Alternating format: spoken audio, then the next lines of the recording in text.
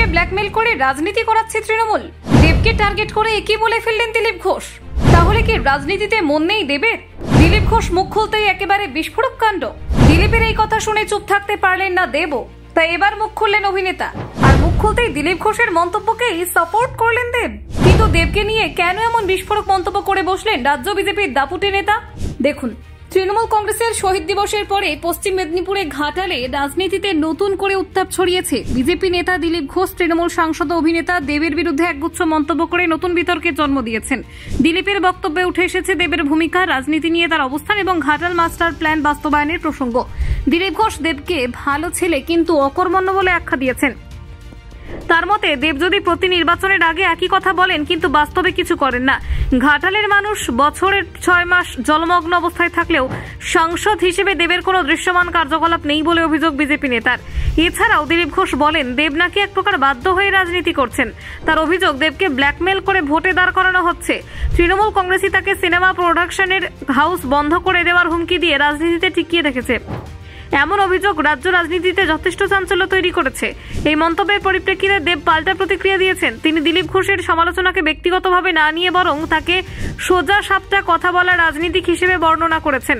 দেবের মতে দিলীপ ঘোষ এমন ব্যক্তি যিনি পেছন থেকে আঘাত করেন না, বরং একই স্বচ্ছতায় তাকে অন্যদের থেকে আলাদা করে। দেব বলেন দিলীপ ঘোষের মন্তব্যে আক্রমণের গন্ধ থাকলেও সেটিকে তিনি সম্মানের চোখে দেখেন। তার মতে রাজনীতিতে আক্রমণ আসবে এবং যেহেতু তিনি সফট টার্গেট তাই তাকে আক্রমণ করাটাও সহজ।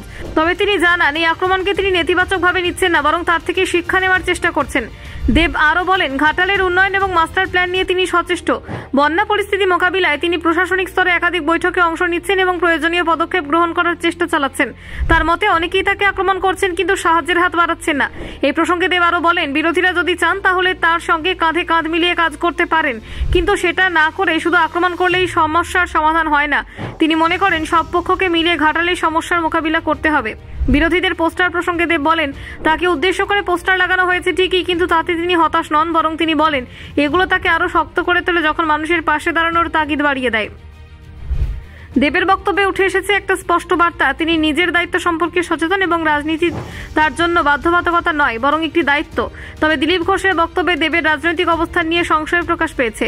এদিকে দিলীপ ঘোষের ভাষায় মেদিনীপুরের মানুষের মেরুদণ্ড সোজা থাকে, তারা চামচাগিরি করে না। তিনি দেবের প্রতি এরকম আহ্বান জানিয়েছেন যদি সত্যি দম থাকে তাহলে রাজনীতি থেকে পদত্যাগ করে দেখান। এমন বক্তব্যে দেবকে আরও চাপে ফেলার চেষ্টা স্পষ্ট।